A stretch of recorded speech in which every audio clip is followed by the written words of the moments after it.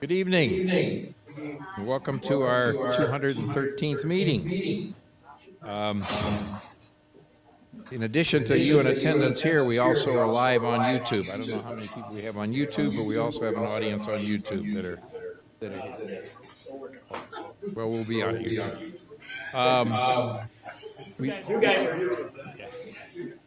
We started a new auction this morning at 11 a.m.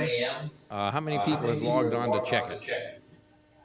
Well, that's not very good. Hey. 1, 2. Okay, great. It's a new type of an auction. We're using a software instead of all the communications. When you log on, you make a bid. You're notified you're the high bidder.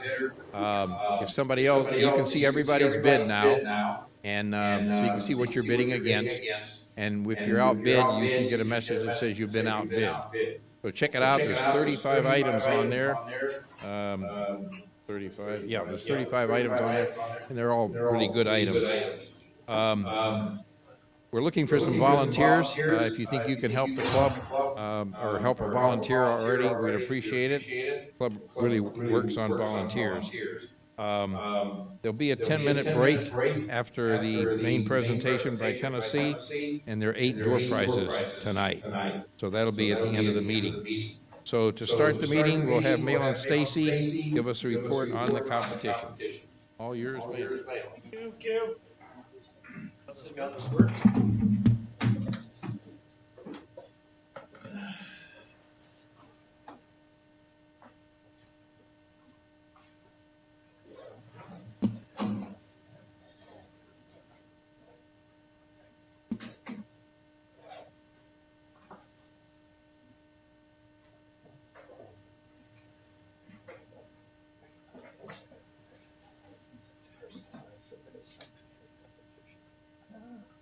We got the right one up there. Diggity. How many of you entered the competition? Oh, quite a few. That's good. Thanks. I did too. Did you win a ribbon? Who knows? You did? Yeah. I wanted the pink one. You wanted the big one. You got it. So did I. Love you, man. Thanks for entering, you guys. So the results were actually up on the website yesterday. I didn't send out an announcement because I was waiting for you to come tonight and see who won. So I want to thank our judges first, Cynthia, Christine, and Mark. Nicole for Mark. Are you here tonight somewhere? Yeah. These guys have been on board since January, trying to get our competition scheme set up through the end of the year, and I think we're in pretty good shape at this point. So thanks to you guys for doing the scoring and putting up with all the questions and oddities that you may have had. Did you beat the Badger? How many of you know what that means? 1, 2, only 2. Okay, well, I'm going to show you.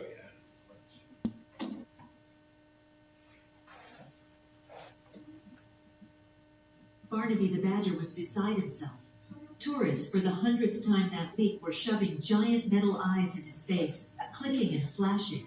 Enough is enough, he grumbled, shaking his bushy head. Over at the bird feeder, Penelope the pigeon cooed in agreement. They never capture our best angles. We look like feathered potatoes. That night, a clandestine meeting was held under the old oak tree. Scamper the squirrel, known for his nimble fingers and knack for collecting shiny things, had a revelation.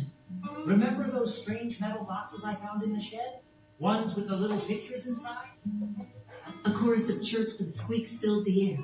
Scamper, with the help of Beatrice the beetle, a natural engineer, and Finley the fox with surprisingly good opposable thumbs, tinkered all night. By dawn, they had a contraption unlike anything seen before. A camera modified from discarded human technology, specifically designed for tiny paws and beaks. The revolution began. Penelope, perched on a park bench, snapped a photo of a tourist mid-sandwich chomp, crumbs flying everywhere. Barnaby, hidden in the bushes, captured a hilarious image of a man tripping over his own shoelaces. The results were hilarious. Soon, the entire animal kingdom was buzzing with the new hobby. One day, while browsing the internet, Via a particularly tech-savvy spider, Barnaby stumbled upon a photography competition, the prestigious Dippy Sig Photography Contest. This is it. He declared, rallying the animals.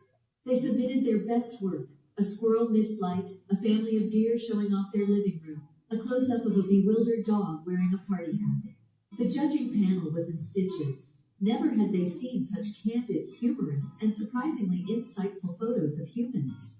The Humans Unaware category, created especially for the animal submissions, became an instant sensation.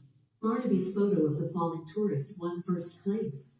The award ceremony was, shall we say, unconventional.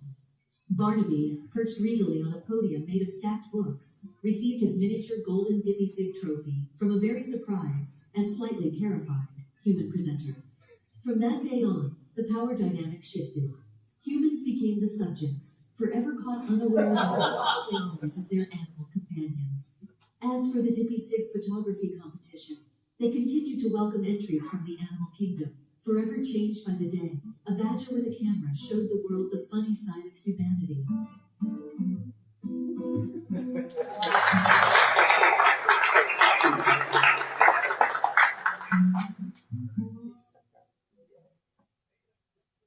Oh, don't clap, you just encourage me.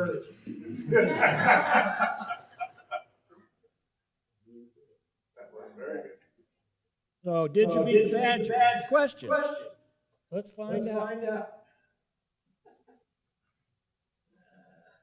F5 doesn't work anymore. What did Microsoft do? So, the Humans Unaware category, which was new for this competition, we had 6 entries, 2 blue and 1 yellow. This is Barnaby's unscheduled landing photo. This was Freddy the Frog, clean pictures as opposed to dirty pictures. And this was the yellow ribbon, or the scarlet tanager lady bird bath. So I suppose you want to know how y'all did. Find out if you got a badger or not. So first of all, this is an educational opportunity, and I've been trying to pose this competition as that since I took over again. Hopefully you're learning something by entering photos and finding out how other people are doing. That's why we do this from my point of view. And hopefully from yours as well. So Christine offered some general comments. The good photos in the color category had a simple, strong subject and an interesting story.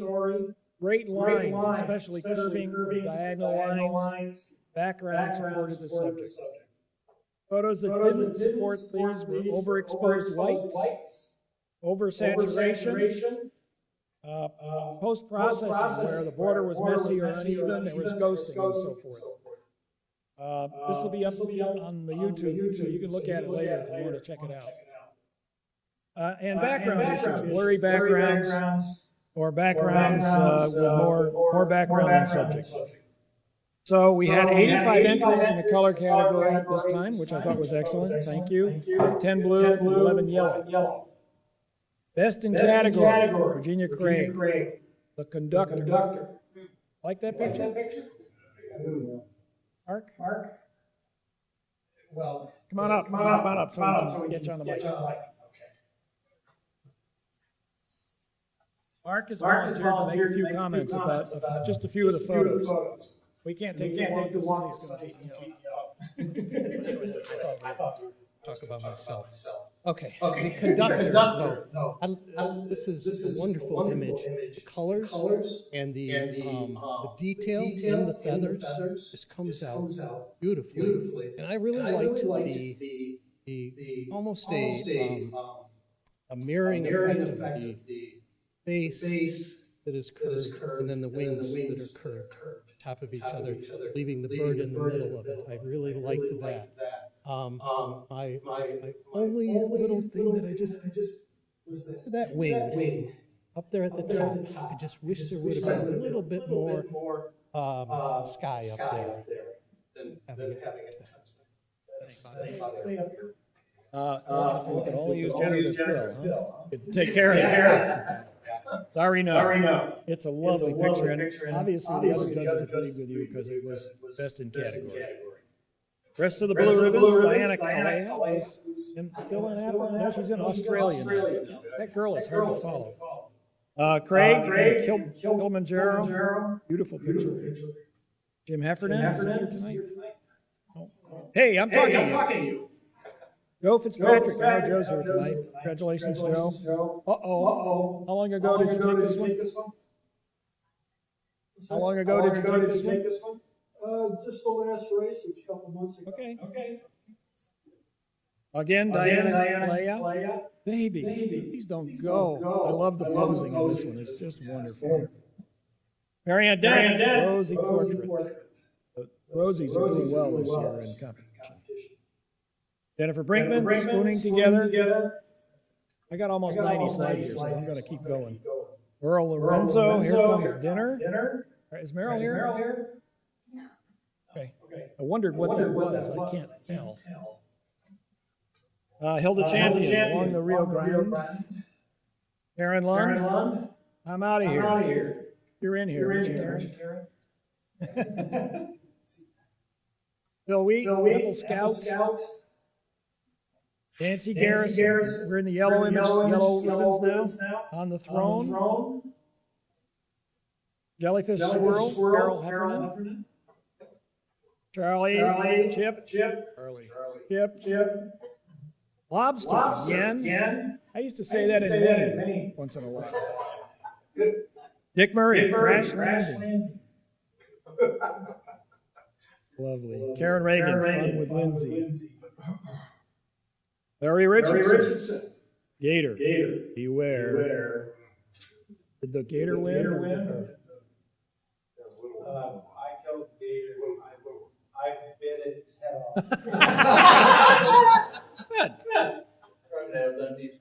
Yeah. Robert Patanzas. This George. He. Where's Mom? Ben Knoll. Split over horses.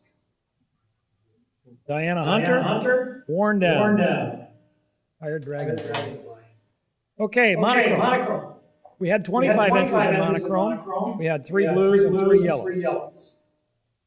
Overall comments, the great photos of monochrome had great lighting, variation in tone, variation in texture, and some drama. Photos lost points with these characteristics: large white borders. Light draws from the eye to the border, and you stay away from the subject when you get that. Limited variation in tone when the image calls for it.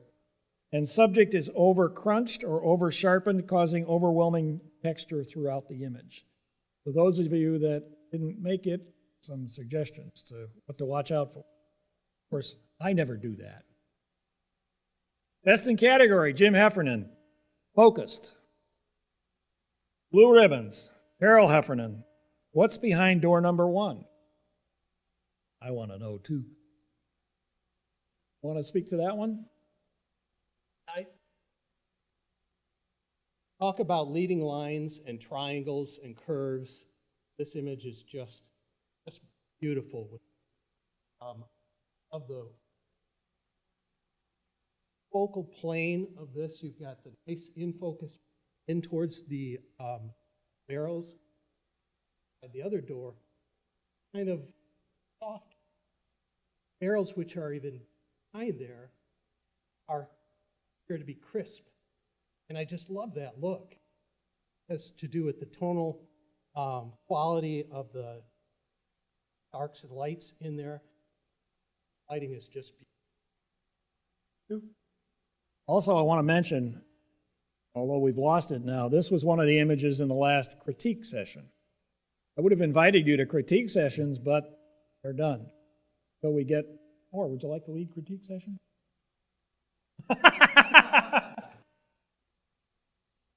Blue ribbons, Hilda Champion, in your face. Yellow ribbon, Earl Lorenzo. Scared.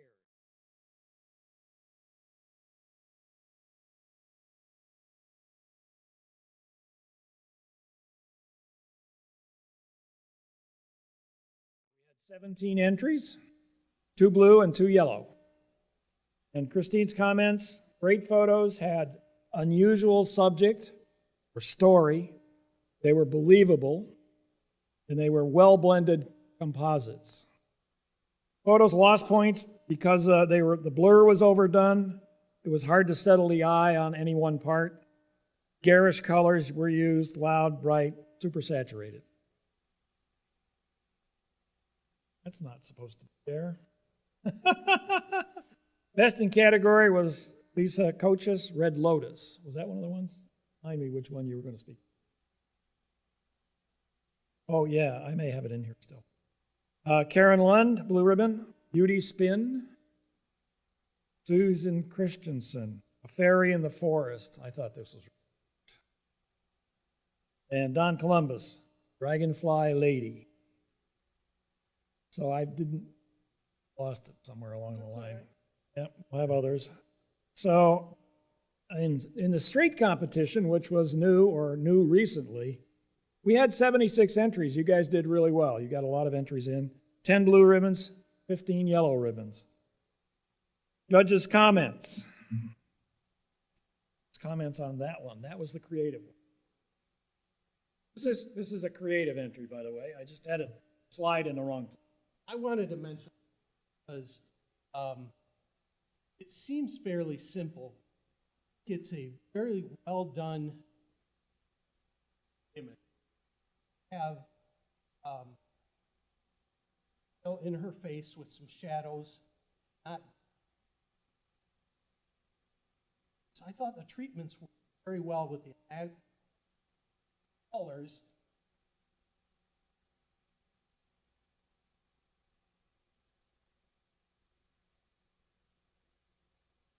Top of the head, it had a little bit.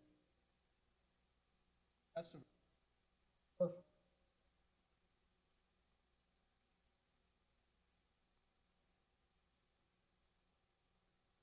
On the top of the hair.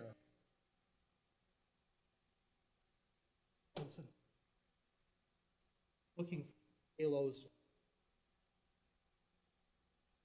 I'm sorry. Okay. Oh, I apologize, but Okay. I think that this was very well done with the treatment that they used on this photo. The photo is a nice photo of the model, and the detail is still in the face, and I think the analogous colors worked well with the image, and I thought it brought it together very well. Okay, now we'll get to street. Overall comments from Christine. Great photos, had interesting lighting, interesting poses. Heads were tilted. Expression, there was action and uniqueness. They lost points for cluttered crowds of people without a definitive subject, center of interest. Post-processing, when the background was blurred, the subject was negatively affected. Didn't have been much post-processing. Blur was overdone, hard to settle the eye on any part. So best in category was this one. And is Dennis here? No. This picture stood out from the rest like a mile. And scoring reflected that as well. It's a really an interesting street, personal, emotional, expressive photo. So I think it deserves best in category from my point. Blue ribbons, Joe Fitzpatrick. Alley Serenade, that's a nice photo. Dale and Stacy, Doing the Lunch Limbo. Eric Miller, Seeing Red. Joe Fitzpatrick again, Prelude to the Dance. Cynthia Taft, Long Day. Maria Dallaire, Hard Times. Again, Maria Dallaire, A Mother's Love Endures. Joe Fitzpatrick, Waiting on a Friend. You go out in the street a lot, Joe? Shows. Karen Reagan, Dancing in the Street. I thought this one was nice. Definitely some motion in this one. Yellow Ribbon, Charles Flum, the old upon seeing the young. Wow. My wife looked at this and says, he's wearing a bra. Yeah, he is. Yeah. Yeah. You want to speak to this one? Sure. Well, I really like this image. It obviously it's some type of art fair or something going on. See the woman crouching down. She's putting a photo down that I take that maybe they're going to be chalk painting or something like that. He's holding what it looks like is his image, and he's got that T-shirt across his neck, as if he had that on over. And I say it's a swimsuit, not a bra. And I think he just wanted to kind of see the reaction. And I love that the photographer caught the two guys back there. This is the generational gap that will never end, that the young will do things that old said, that's not the way we did it. And you can see that in the different ages, because the guy in the middle kind of like, huh? And then the oldest guy is like, this is crap. So I just liked it. It's too bad that there was a lot of some clutter and things in there, but I really like that image. Thanks, Mark. Yellow ribbons. Donna Sutton, smitten by her. Smitten by him. Smitten. Martin Strasmore, Bunks Horning. Gabriella Casano, Grime and Glory. Get dirty. This was the dirty picture versus the clean picture that was done in the pool. Ajit Parekh, Roadshow. Dottie Danforth. First, where's my treat? Cynthia Taft, A Manhattan Morning. Edwin Cohen, Hold That Pose. Love this one. Rick Johnson, Refreshment Break. Art David, Central Avenue, Banaka. Hilda Champion, Halal. Dale and Stacy, Medicinal Purposes Only.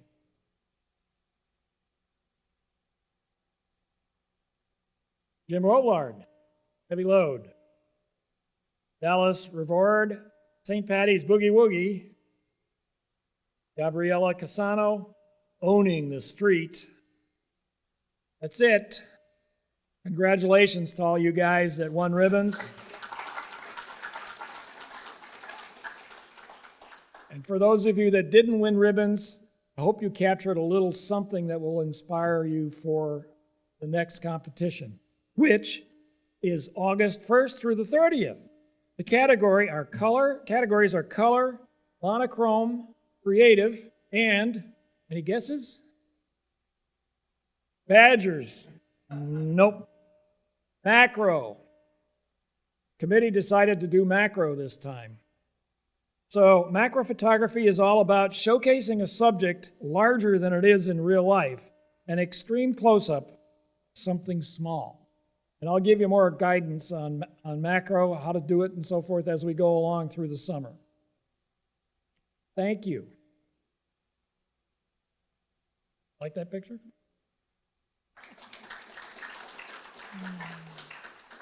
Who's up next? Very much, Malin. We always want to make our contest educational, and we'll attempt to do more and more of that as we go along. Next on the list is Larry Richardson on our outings.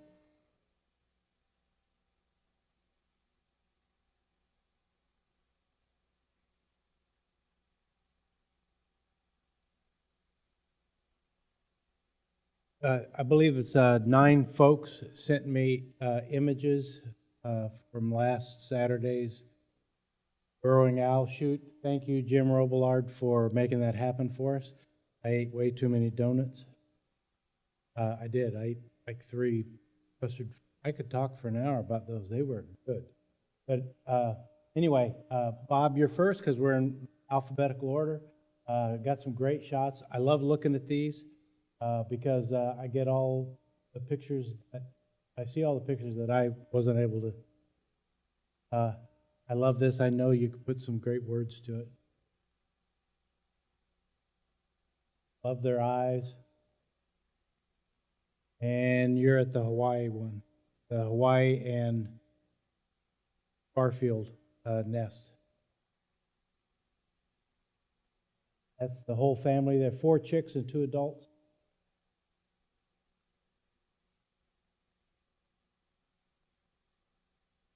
And you're smart. And by the way, I made the suggestion when I sent out the blurb to send me your images. Send me other stuff too if you happen to get it. And most people just sent me. The reason I did that is because you may have seen something super duper, like Malin did on his way out. Ed Cohen did. Saw something that wasn't a burrowing owl. I thought that was cool. He, by the way, shot that with his cell phone. And again, this is at the Hawaii and Barfield. I get to play with the sizes too, and I hope I don't offend anybody by making some small and some large. I'm going to get tired of these. Chet, thank you, Chet. This is a young one. Where were you, Chet? Okay. Yeah, there was. The place is rocking. Love this one.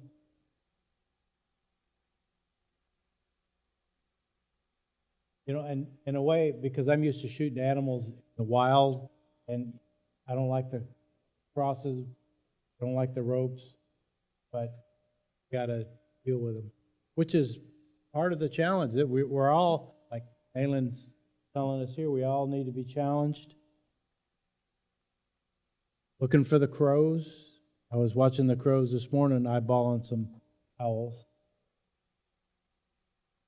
Richard Murray. Richard, you here too? Hey, how are you?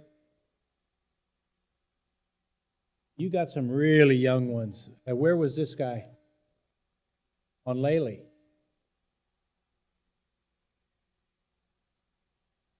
Leyland and Sandhill, okay?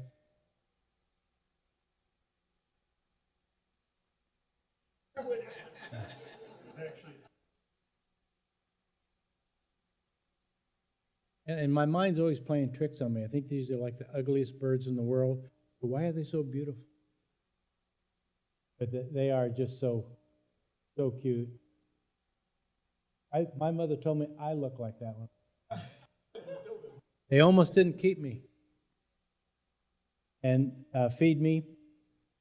This is probably one of my favorites just because something really going on. You can tell it's. Well, yeah, this is me. And the only reason I put this in there is his left eye is black. Why? Any other biologists know why one eye is black? Obviously, it's in the shade. Is the pupil just so large, can't see any of the dirt on my sensor? So, who said something? Blinded? Oh, blind. I'll have to check that out. And here's the thing. Next year, we may be going down there again, may have another outing. And I would encourage everybody to, you know, if you want to shoot burrowing owls this year and you just got a bunch of, you know, really neat cool stuff, next year, try something different. This year, I was trying to get all of them in flight. So all of mine are actually flying. And it's just because I suck at it. And I was just trying to improve. And the reason I suck at it, I shot 600 pictures. But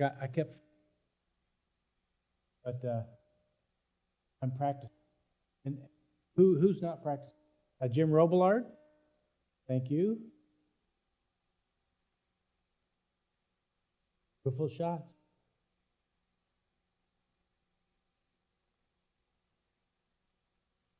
think that's an, yeah. This is Hawaii Barfield. Addison. So if you were at the shoot, you could have gone by Jim's house and picked up a map. Shows you where all these. I love this one, and I'm thinking that's a young bird. Am I correct, Jim? Okay. Little feeding going on, or something anti-feeding. And Malin, thank you for sending me something. It wasn't a burrowing owl. This is on your way down to Marco? Yeah. Okay. Yeah. And the reason I would encourage this is because, yeah, we're talking about burrowing owls, but you're on your way to shoot something and you see something different and it caught your eye. Take the time to watch two anhingas just crap out each. Yeah. So thanks for that. And yes, Malin did shoot some owls. Don't they have really cool looking legs? That's why I wear pants, by the way.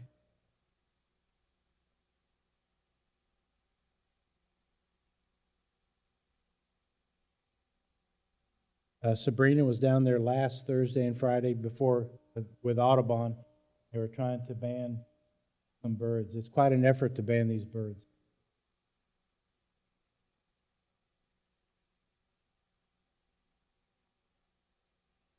This is Chip. Hey, Chip. R5 is working. That too. One drug makes you, and the other drug.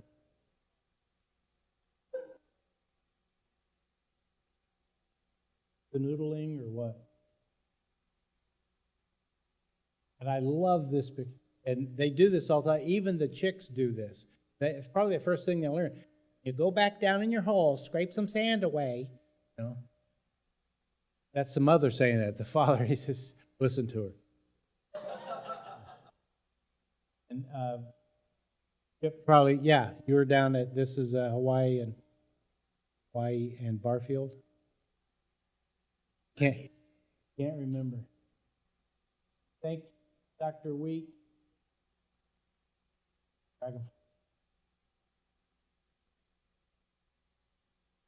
Dragonflies are busy around these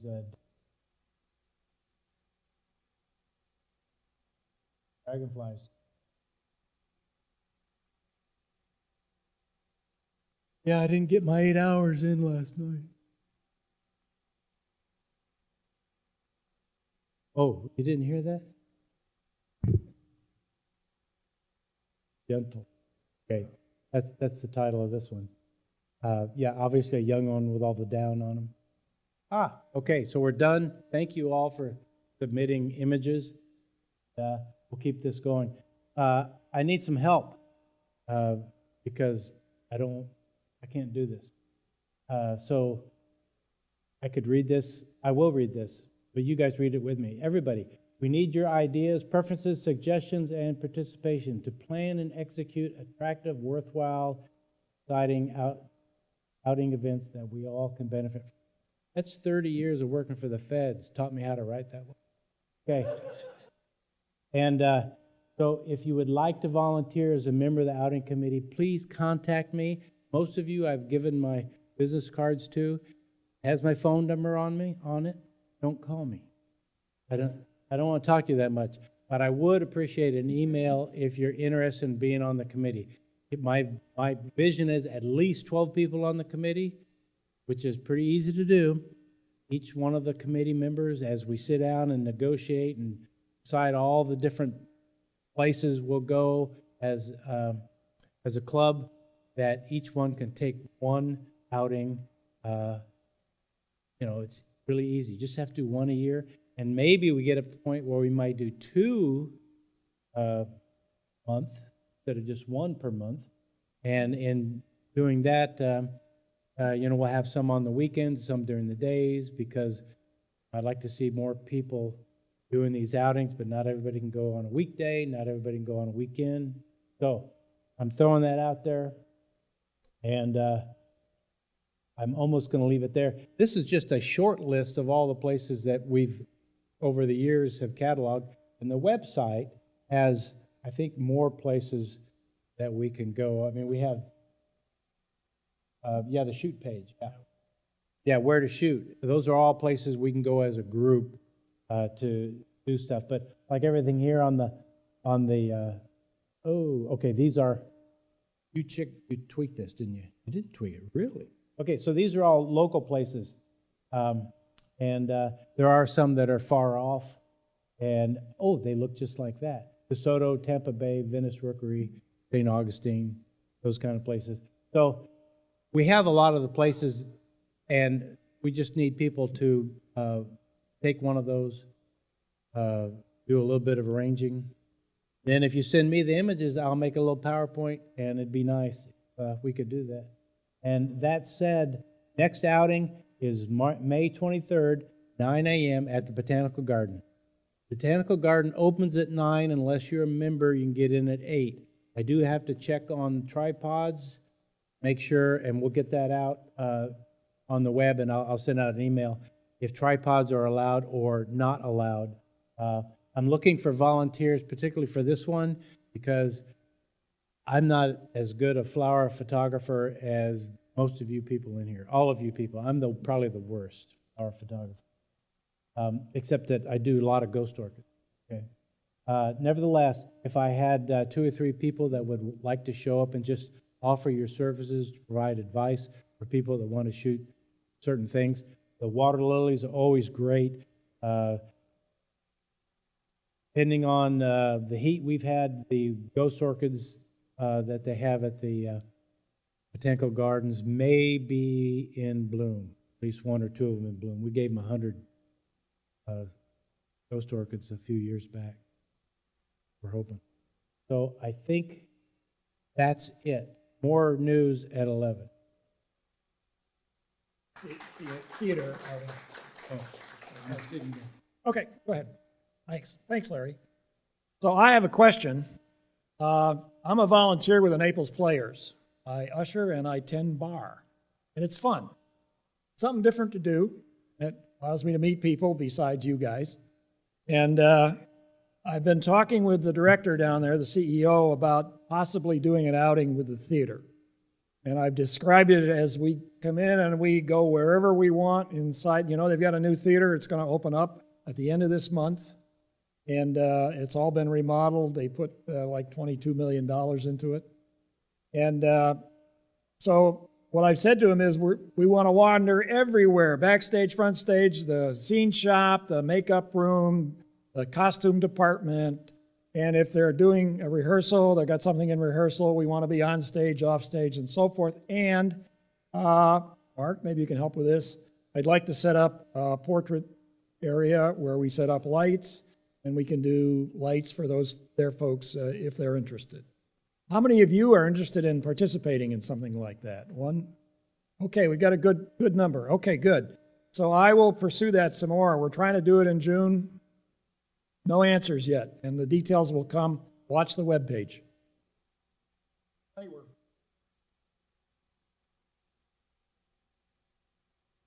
Okay. Now our main attraction, Tennessee, Rick Elliot. And Tennessee's going to talk about there are no absolutes. That's absolutely true. He'll explain that to us.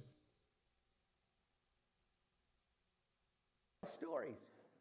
We're going to see a few photos, and we're going to talk about a few beliefs and challenge some of those. Now, I'm going to tell you this up front. Everything you're about to hear tonight is my opinion. And my opinion, and $2 get you coffee down at McDonald's, and that's a senior size. Some of the things you're going to agree with, and that's good. Some of the things you're not going to agree with, and that's good too. Because if you agree with everything I say tonight, you've wasted your evening. You could have been home watching Wheel of Fortune in Jeopardy. So the thing is, take what I'm saying as my opinion. Agree with some of it, disagree with some of it. Now, one thing you can use right now is this. We're already past that. This is window light. Now, What I'm going to show you are primarily servers, like waiters, waitresses, bartenders.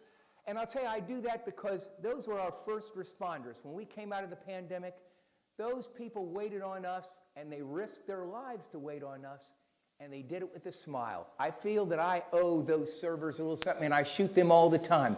Just window light, nothing more. I don't like that his eyes are all that far over to the side. This is his girlfriend. I like that she looked more directly right toward me, but just window light. Notice the shading on her face, light side here, dark side here. It gives dimension to the face.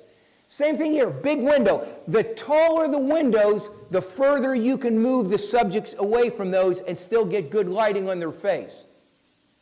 Same thing there, short side lighting. Notice the nose is between the light source and the camera. Now, this little girl was on her honeymoon, and I took pictures of her husband, and I took pictures of her too. Look at that candle, isn't that nice? That's AI, folks. That candle wasn't lit, and I thought, that looks bad without that.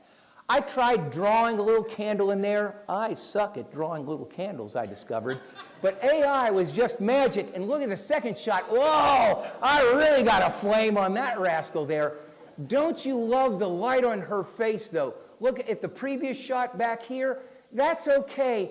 But this right here, I love the way that that's carved out. Now, for you judges in the audience, I block up my blacks. I clip those off, and judges will tell you, oh, you clipped the blacks on this, and I say, yes, I did. I worked hard to clip those blacks because I like that, and I'm going to talk about that in just a little bit. This is flat lighting, and I was walking by a bar, and I saw this dog sitting right up there. You can tell it's flat lighting because see how bright that is? I stepped right inside the door, took this shot right there because I'd never seen an alcoholic dog before. This is what I talked about with that light up in front. This was not window light. This was taken with a softbox. But look at the way that that light carves that off. And are those blacks clipped? Yes, they are. Oh, and there, notice, see how the iris of the eye has moved over? If you do that, you'll get color in the eye, or in my case, black and white, because I'm colorblind. And that's the other thing. Have you noticed people say, oh, the projector, the color's off? Color in this is perfect. Let me just tell you that. That's why I like black and white. Now, this is nothing more than window light, except it was like at a big industrial thing. So I had a wide open, like, garage door, and the light was coming in from here. What did I do? I turned her shoulders away from the light and put her nose back toward the light. See this décolleté right here? See, that's my French word again. Look at the lighting here, and that gives dimension to her décolleté. On this, notice again, we've turned her nose toward that. We get this with the clipped blacks, but we had a window back here offering some light to kind of round out the picture. Oh, God, I love this picture. I love the light on it, but there's a huge mistake. Again, we've got that big open window, or not window, but like open garage door here. The light's coming in. We've got a little window light here on the back. Does anybody see the mistake in this? Because it's a huge mistake. Look at this rod that goes right through her head. That's not my fault. That's an engineering problem. Clearly, the architect was not thinking ahead on this. That's one of those things I could have taken out, or I could have moved her, but she was standing there. I didn't pose this. It was just that the light was so good, and I had to click that. Now, these aren't all the rules, but here are the rules. Rule of thirds, you fill the frame, don't cut off limbs, like you don't like cut right at the joint, you kind of go like mid-thigh or something like that. Leading lines, the brightest object, I hate this. How many times have you heard a judge say this? You know, I like the subject, but my eyes are drawn to this light spot over here. Control your daggone eyes. They're your eyes. Look where you need to look. The example I used last night is if you go to a gentleman's club, not that I've been there, but I've heard tell, if you go to a gentleman's club with a group of guys, no guy has ever said, you know, the strippers are nice, but my eye keeps going to that little glowing ball over in the side. Control your daggone eyes. Sharp focus, watch the background. We all know the rules. The rules are there. Now, why do we have those rules? Because when you first got your camera, you were taking terrible pictures. Rules, and those rules helped you get going. You went from being like terrible, you worked your way up to bad. And then you worked from bad up to and then you went from to pretty good. Those rules are great, but now don't be in prison because of those rules. You can break the rules. It's okay to break the rules if you do it with intent. If you're going to say, you know, how people look into the frame, sometimes you can create some tension by having them look at the short side of the frame if you're doing that with intent, for a purpose. And it comes back to this. Who bought your camera? See, if you bought your camera, there's only one person in the world that has to be happy at the end of the day, and that's you. If your wife, that's exactly. Based upon what I've spent on cameras, Patty better be happy. Patty better be happy. But that's the thing is, don't be in prison over the rules. Uh-oh, story time. Now, I'm going to tell you this. I grew up in Ohio, but Mom was from Tennessee, so Patty and I moved to Tennessee. And we're there in East Tennessee, and we had a little cabin, and we decided we were going to put on an addition. Now, when I say we decided, you know who decided. But I said what I was supposed to say. Why, honey, that's what I was thinking. So we went out and we got us this architect that had this little building company, and he put together some plans, and we liked it, and we said, yeah, we're going to go with this. And I said, now, are you going to get the building permit, or do I have to get that? And he goes, oh, God, you don't want to get a building permit. That's like paperwork and forms and inspections. You don't want to do that. I thought, boy, I don't know. That sounds kind of risky to me. So I didn't say anything else. And when the general contractor came back, Joe, I asked him, I said, now, Joe, I talked with Marty, and he didn't talk about building permits. So I thought maybe you and I could kind of decide, are you going to get the building permit, or should I get that? And he says, oh, God, you don't want to get building permits. That's paperwork and forms and inspections. You don't want to do that. So I thought, nah, I'm a little trouble here.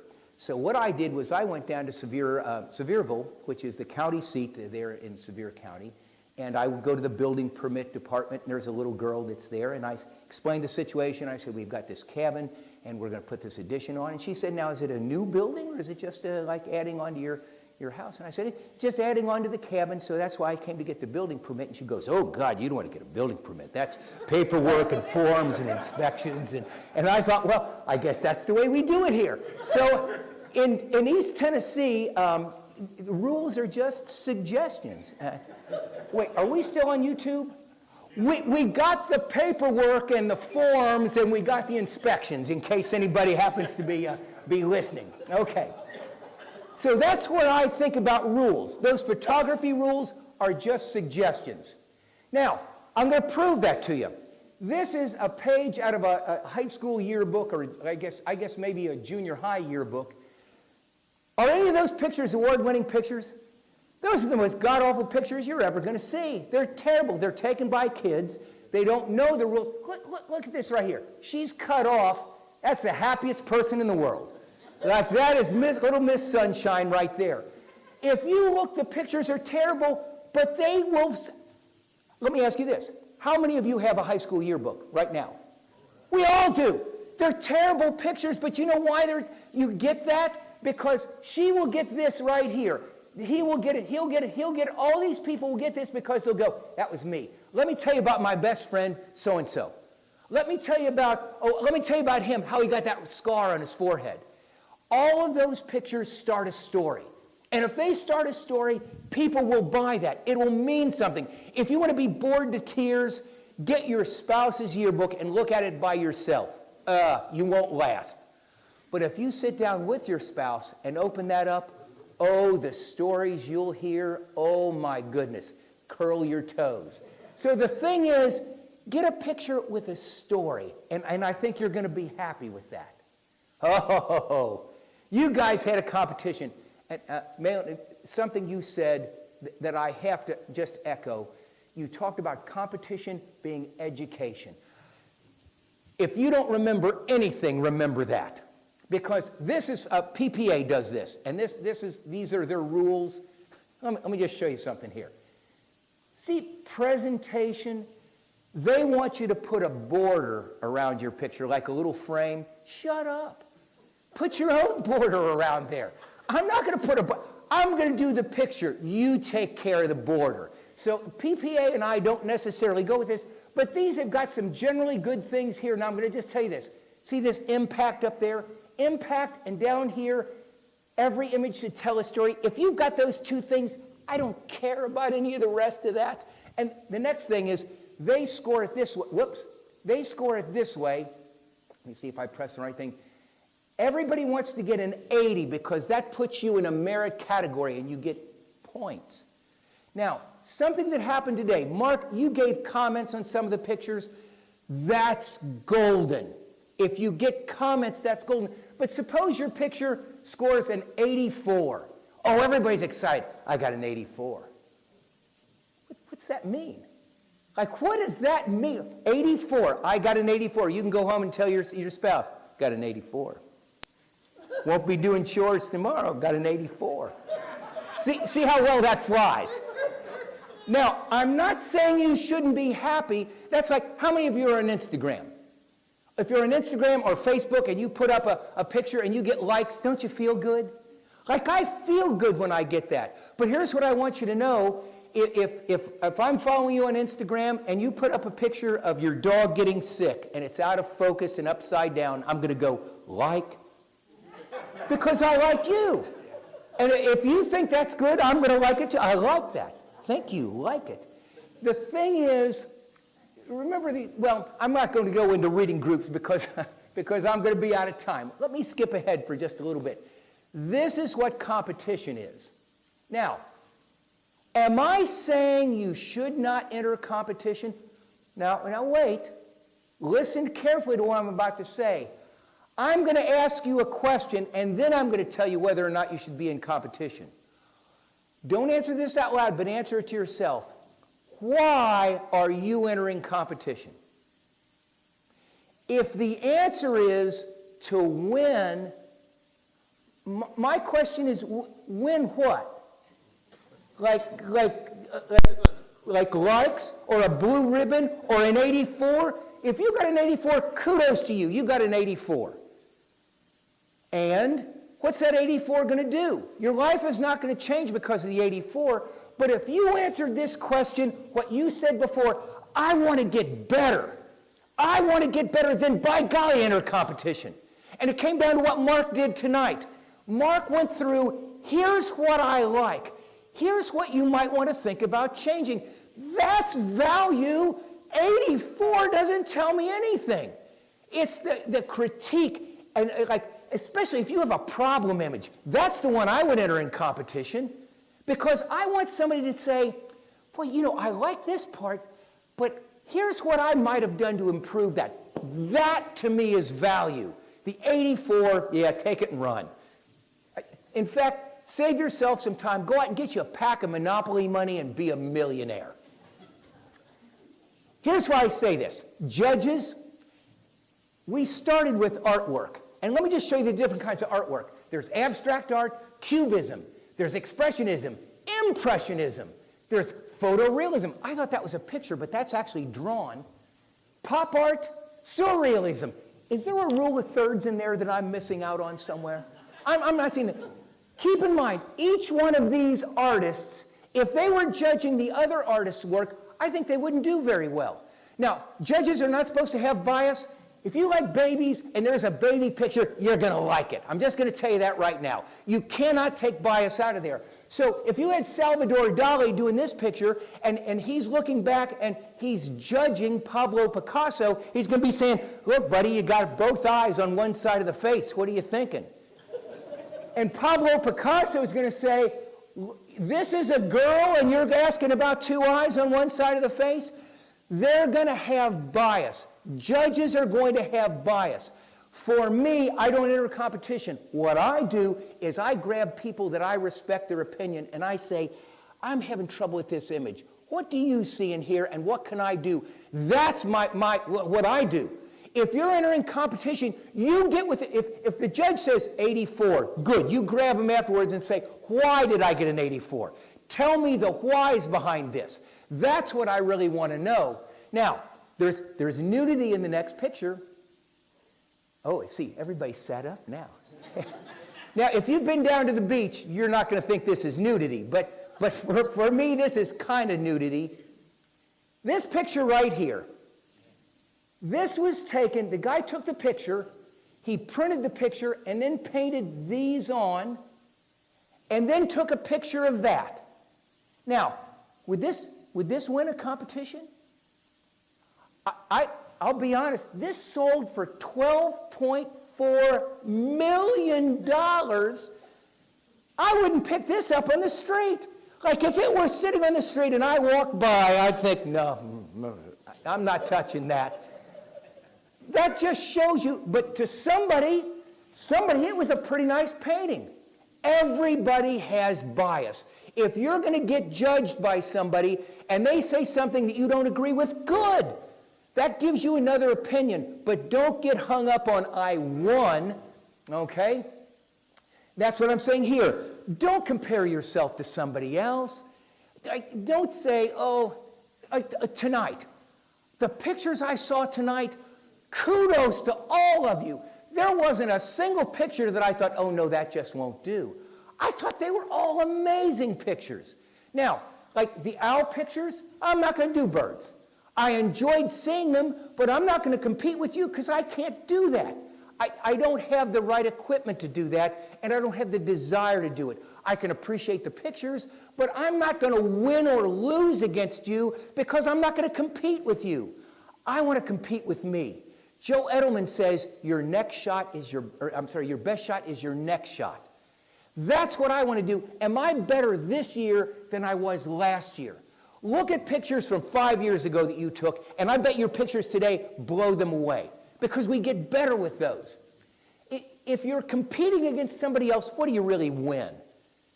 Like what's there? It's kind of a hollow victory. If I go out and I shoot with people all the time, many of you I have shot with before, and I'll tell you, when I'm out there with you, I learn from you. No matter what it is, I'm watching you and it's like, oh, I am stealing that. I'm drawing creative inspiration from what I see.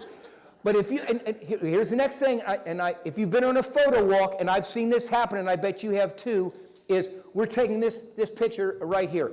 And the person that's taking that says, move your nose over here and turn your shoulders this way. And now I'm going to move the light just a little bit here. And now I'm going to set this up, look right here, and they take the picture. And the next person comes up and takes the same picture. What are you thinking? That's their picture. That's not yours. And here's why I can't do it. If let's say that you take that picture, and then I come right up after. If I take the same picture and he post-processes better than me, I'd lose my mind. I could not stand that he beat me at his own picture. If he does that and I see the way he sets that up, I'm like, oh, I'm going to remember that. And we're going to go further down the street, and I'm going to say, now, you get right here under this street light and look here. I'm going to use his technique, but I'm going to make it my picture. Don't do the same shot as somebody else. You're one of a kind, and thank God you are. If we were all taking the same pictures, wouldn't it be a dull world? Some of you like bright and airy pictures. I like dark and moody pictures. It's okay. Shoot what you like. You bought your camera. Don't go out and do what you enjoy doing. I said, hey, I would really love to take some portraits of you because she's got this great curly hair and she's a musician. And I thought, well, if I could get an album cover, I would be hard to live with. So she said, well, that'd be a lot of fun, but I'm pregnant right now. Wouldn't a maternity shoot be fun? And I said, yes. And by yes, I meant no. No, that would not be fun at all. Because, and here's the thing, and you've probably seen this, you know, the ladies when they're pregnant, sometimes their navel goes like the other way. And I don't want to see that. Like some people like that. Hers did that, and I said, cover that up. But what I did was I knew what kind of picture I was going to take. And I know she was not going to be happy with just those kinds of pictures. So what I did was I got another photographer, and I said, let's go out and shoot this maternity thing. Won't this be fun? And she actually said yes and meant yes. So we went out, and she shot the light and airy pictures, and I shot this. Now, how many of you have done a quinceañera? Oh, bless your heart for that, because I'll tell you, that's like a wedding, and those are tough. Now, the thing was, I had a friend who said, look, my daughter's having this quinceañera. I would love for you to take pictures. Won't that be fun? And I said, yes. And you know what I meant? No. No, that's pressure I don't need. I'm retired. I don't want to be under pressure. And I said, when is it? And she gave me a date, and I said, dang, I'm going to be out of town. So what happened was they have the quinceañera, and I said, but, you know, maybe she can dress back up in her dress, and we'll take some pictures. Now, she said, that'd be great. I got 2 other photographers, and we went out and shot the quinceañera. They did light and airy and happy, and I did that. I love that. That was because I'm going to shoot the way I shoot. I'm not doing this as a profession. I don't need a job. I'm old. I'm going to shoot for fun. So with this, I did this. Now, here's the thing. Any of you shoot weddings? Right there, you're going to heaven. I'm just going to say, if you shoot weddings, you're in heaven. You're a lock. I can't do that. That's way too much pressure. That's like this. I'm in the wedding, and Jennifer says, I'd like you to take pictures. And I'm like, I'm in the wedding. I can't, what am I going to do? Click, click, click. I can't do that. And she goes, no, no, no, I've got a photographer, but I want you to take just a couple pictures. And I said, Jennifer, you know what kind of pictures they're going to be? And she goes, that's right. That's why I want you to take 1 or 2 pictures. That's one. Oh, bless you if you said, oh, I'm following you home. I'll tell you, that's what I like. That's the kind of picture I like. And that's the picture she hung up in her house. If you want to flatter a photographer, take an image they've done and put it on your wall.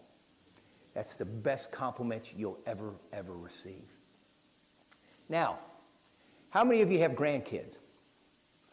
Oh, there you go. You take pictures of your grandkids? Not me. I hate taking pictures of kids. And I'll tell you why. When those grandkids see your camera come out, what do? I hate that. I choke them right on the spot, and I wind up on the news. So the thing is, when it comes to taking pictures of kids, I'm sorry, we did seniors first. I had a girl that actually told her dad, I want Tennessee to take my senior pictures. And I thought, no, you don't. No, you don't, because grandma's going to see that. The senior photographer took the nice light and airy things. I took that and this and that. Side issue, this looks like train tracks. It's not train tracks because you'll get cited if you do that. This was actually in a scrap yard. But with this, the young lady that asked for those senior pictures, she got the ones that grandma and mom and dad were going to like. She also got the ones that she kind of liked that I did, and I got to shoot what I wanted to shoot. Now we come up to the little kids. This is my niece. Her name is Fallon. I call her Falcoon because I'm kind of a jerk. She said, take my picture. And I said, I'm not going to take your picture because you're going to smile. And she goes, I won't smile. And I said, oh, yeah, you're a little kid. You're going to smile. I'll tell you, bless her heart, she gave that. Now, I contributed too. That's my hat. But Patty held the light right next to her, and we took that picture. I love that. See the clipped blacks over here? I worked hard to get those. But this picture I like. I have a friend who's a pilot. It's a lady pilot, and this is her daughter, Sunny. Sunny was in the 1st grade when we took these. Sunny is the most serious person I that. But for me, I was going to shoot the way I wanted to shoot. I'm too old not to. I'm not on borrowed time, but I'm on limited time. Okay, I'm not going to read this because I don't read things that are up there. I'm going to let you read that on your own. But here's what we talk about as photographers. We talk about the what are we going to photograph, and we talk about the how, what the f-stop is, what our shutter speed is, what our ISO is, whether we use a tripod or not. That's what we talk about, but we rarely talk about the whys of photography. Why are you taking the pictures that you're taking? Think about that. Okay, how many people here agree, let's get it right in camera? I hope you're going to raise your hand because the converse of this is get it wrong in camera. See, nobody wants to do that, but right is a very nebulous term. For example, this is the picture that I wanted to take.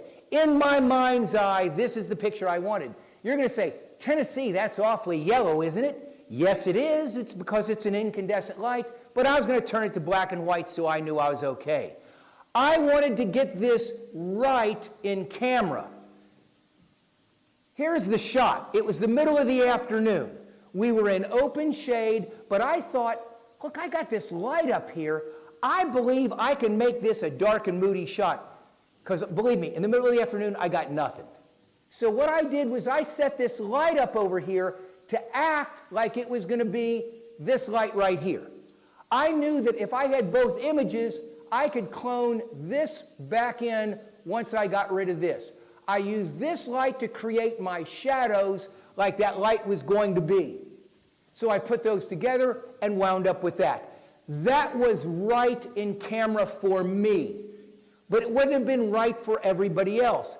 Envision what your picture is going to be before you actually push the shutter. In fact, Carl Kahler said this, the least important part of taking a picture is pressing the shutter. Now I know there's that decisive moment thing, but honestly think about this.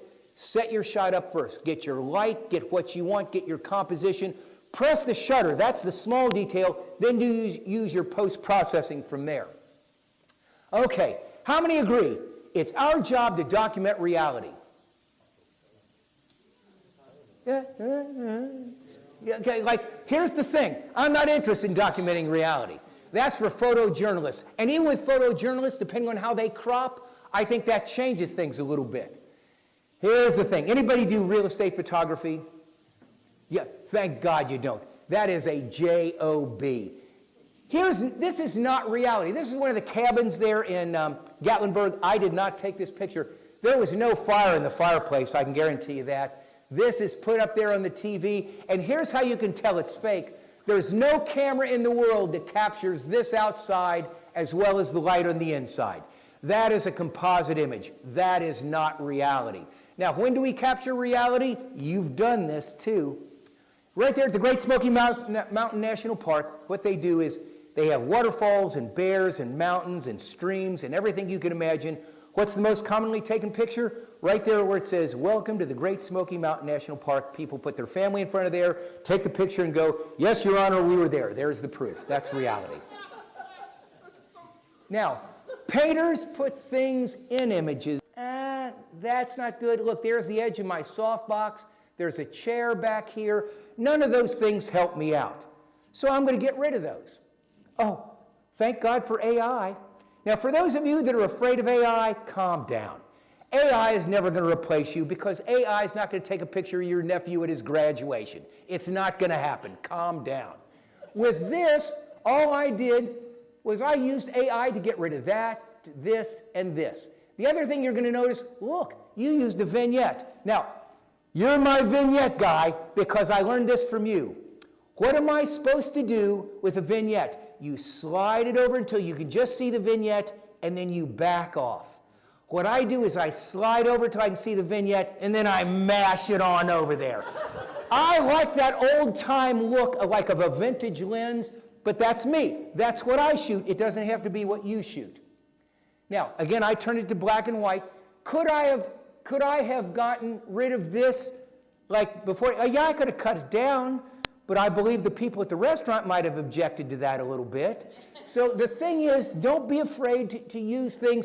Eliminate things that are distracting in your image. Now, I got to go fast. This is with retouching. Your cameras anymore have such a high resolution that you are going to pick up things that you don't necessarily need. This young lady has acne. Should we get rid of that? No, that's her. Like we're not in the business of fixing people, okay? I'm going to show you two things here. That's her actual picture. Now, this was temporary. If I'm going to put that in the yearbook, I don't want her to remember that the rest of her life. Now, should I have gotten rid of this too? No, that's her. This is temporary. That's her. We don't fix people. I'm going to show you two things, and this one is not good. If you are going to retouch people, you make them look like we see them in real life. We're not fixing anybody. This is Maritza. How many of you know Maritza? Maritza is stunning. Am I telling the truth? Maritza is stunning. She and Carlito have formed a duo, and they needed some publicity pictures. This was actually taken in her family room, and I dropped a background in afterwards, and we got these pictures. God did a pretty nice job on Maritza. I'm going to just tell you, she's a stunning lady. She's very talented. I had one picture that I liked her face. I liked Carlito's face. I liked Carlito's pose, but her pose was bad. And that's my fault. That's not hers. Because I can see what it's going to be. I should have corrected that. But I was so focused on, oh, her face is so perfect. His face is so perfect. I took 4 shots, and every one of the 4 shots, her pose was bad. And I showed that to actually a professor that I'd had before, and she goes, you know, you can fix that pose.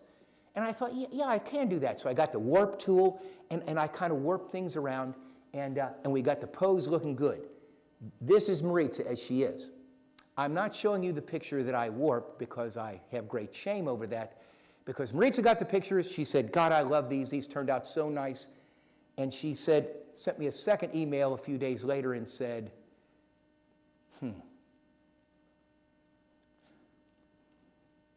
on the picture that you fixed my figure, you warped the background.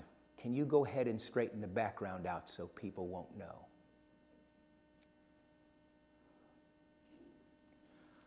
I drove to meet Maritza because when you apologized to somebody's face. I told her that doesn't need fixing. There's nothing about Maritza that needs fixing. And I told her it was my fault on the pose. I am not in the business of fixing anyone because every woman in the world looks for flaws. You get up in the morning, you put on your makeup, and you look for flaws. And if you can't find any, you get a magnifying mirror to look for flaws. When Maritza told me that she thought I had fixed her figure, that will stay with her forever. And I can never make up for that. I can try to explain it, but I can never make up for that. And we as photographers don't ever need to do that. Oh, okay, I'm going to skip this. And I got to shoot ahead because I'm at it with this. Cemetery. I was out walking around and I saw this and I took the picture because I'm stunned that this is what we do. My mom and dad have a headstone, and after Dad passed and Mom passed, that was the last time I was ever at that cemetery, because I do not go back to the cemetery to look at their headstone, because that's not what reminds me of Mom and Dad. Now, iced tea on the kitchen porch, that reminds me of Mom and Dad. Maybe seeing Timothy or Alfalfa kind of wave in the wind, that reminds me of Mom and Dad. Looking at old pictures, that reminds me of Mom and Dad. I don't have many pictures of Mom and Dad because as a photographer, we always had time. See, we were going to have time. We didn't need to take the pictures now because we were going to have time until we didn't have time. And I think back to Mom and Dad's pictures. They didn't take pictures of each other. They took pictures of what they saw. And I still got those shoe boxes now of pictures of what they saw. And I go through those, and I get to see what kind of life they lived because of what they saw. Now, me, how many of you print your pictures? If you're not printing your pictures, you lost your mind. Now, you're going to say, oh, I got them on my computer. Well, let me just tell you what, when you die, those pictures are gone because that computer's going to your nephew and he's going to watch porn on it. So the pictures are not there. If you're not printing them, nobody's going to see them. I don't print pictures and put them in a shoebox. I do like little books. You can do these little self-published books. I do 2 copies. I got one for my house here and one for my house in Tennessee. And it's things that I've seen. pictures that I've seen.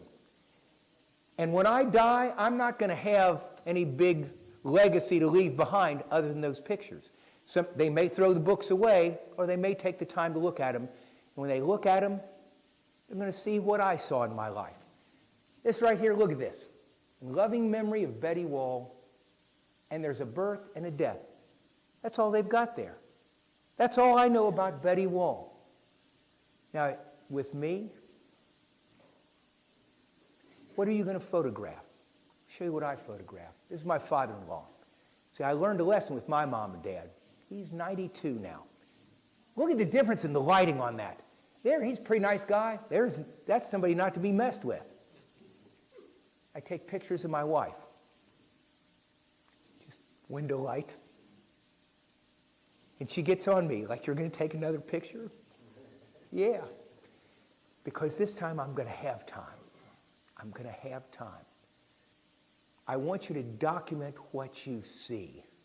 Because when you pass, and we're all going to pass, have those pictures printed so your family and loved ones will know what you saw in your life. I won't have a headstone. I go to the body farm there at the University of Tennessee, and my bones wind up in the bottom of Neyland Stadium, so I've got a home seat to every home game. But the key thing is, go out and take some pictures. If you go home tonight, and I promise this is the last thing I'm going to say, if you go home tonight and think, oh, nice program, and don't do anything, then you should have stayed home and watched Jeopardy. Get your camera. Go out and take pictures of whatever you love to take pictures of. Print those pictures up so people can see what your life's about. If you need to get a hold of me, that's me right there. Thanks again, and I only ran over 4 minutes. There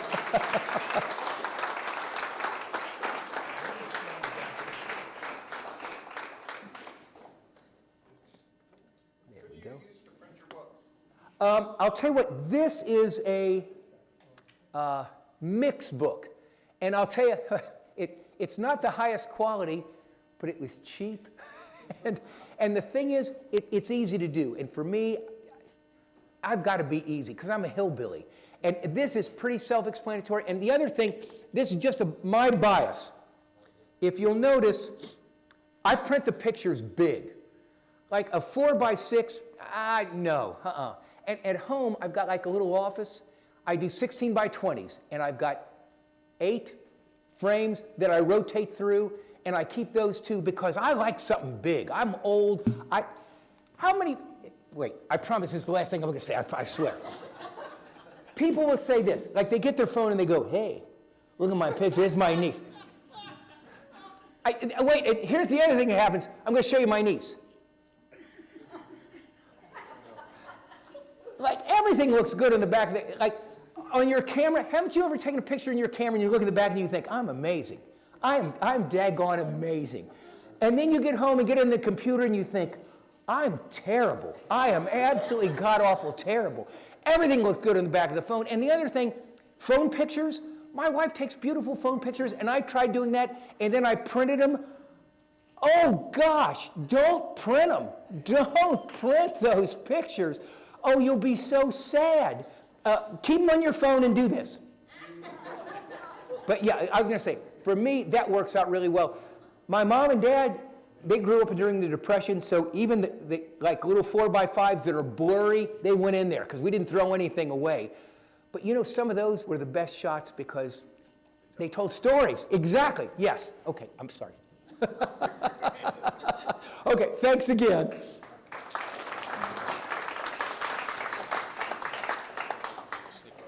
Okay, whoops. Want to do a dance? Yeah. Outstanding. Here we go. Thanks very much. It was outstanding, Tennessee. You outdid yourself. Okay. Bob Baraboo is going to tell us about the drone user group that we're going to be forming.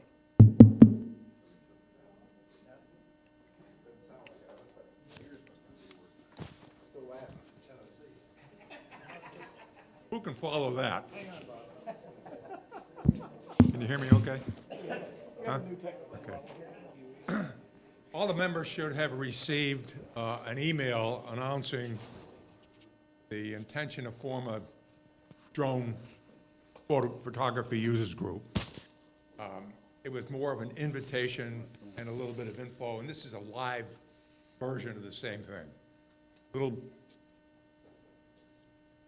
Sonny approached me 2 or 3 years ago about perhaps starting up one of these things, and it didn't seem like the club was ready for something like that. But what prompted this new venture is we had 2 donations, a donation of 2 drones that have been tried out, registered, and they're ready for use for anybody that may have never flown before, but doesn't own a drone, and has an interest in perhaps maybe trying it. And not making a commitment to join the group.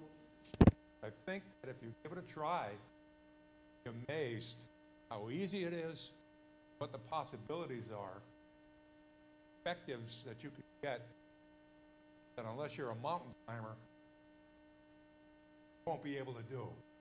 Most of the people that I look around the room at are probably not climbing many mountains. Okay, most of the people that I look around the room at are not climbing many mountains, but the drone will get you up there, up to 400 feet from where you're standing on the ground, and give you some amazing perspectives. The thrust of the group will be recreational photography only. And I say that because the FAA looks at 2 different things in terms of drone photography, recreational and commercial. Anybody without a license can fly recreationally. There's a fine line in determining what recreation is and what commercial photography is, and you need a Part 107 FAA license to do commercial work. So the entry point would be recreational, great photographs for your own use, and a learning process to be able to do it. You can move to the next. Okay. Just brought several examples of the things that I have photographed over the last 4 or 5 years. They include both New England shots and Florida shots. It happens to be the Connecticut River, the middle part of the Connecticut River in Massachusetts. That's also in northern Massachusetts, called the Bridge of Flowers. It's taken from a height of about 150 feet. Took that a few weeks ago. That's on the, just before you cross the bridge over to Marco Island, there's a little spot called Bear Point. Looks over East Marco Bay. And I took that with strobe lights, which are required flying at night. And that was a sunset picture of Marco and looking west.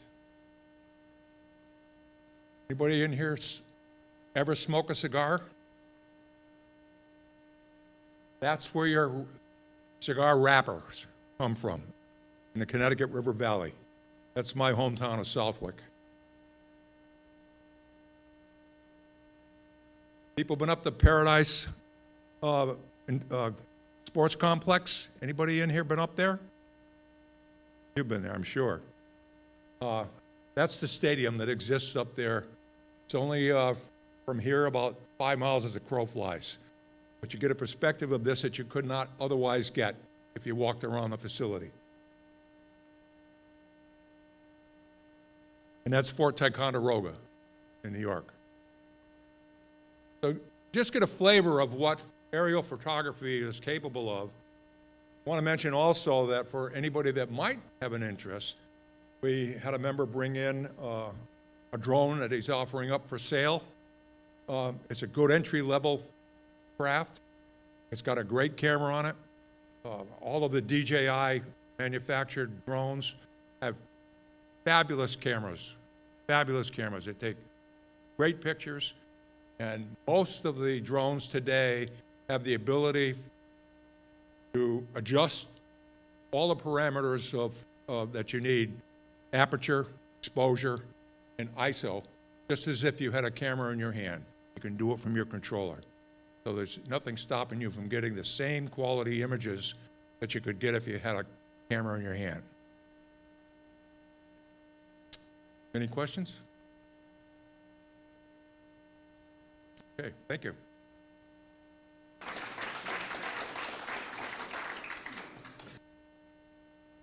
Bob will be sending out more emails on it as we get closer. We're figuring on sometime in October. So keep your eyes open for some emails and come and join the group. Okay, Sandy. Sandy here tonight? Oh, gonna run the slideshow? Okay. I'll